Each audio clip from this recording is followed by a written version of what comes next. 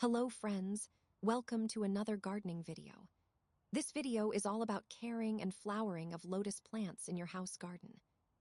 In previous episode, we saw how to buy and germinate lotus seeds. In 15 days' time, coin leaves start to develop. After the coin leaves have appeared and started photosynthesis, the plant will send up new aerial leaves that stand upright, above the water's surface. The emergence of aerial leaves signifies that the plant is maturing. This is the right time to fertilize the plants. I used slow-releasing aquatic plant fertilizer NPK 923, 20 composition tablets. You just wrap each tablet in a tissue paper and push gently into the pond mud. Mine is a 30 cm pot, so I use one tablet to fertilize every 3 weeks. In 3 months' time, lotus buds starts to appear. It took 2 weeks' time for the bud to grow tall like aerial leaves and bloom. Key factors in caring lotus.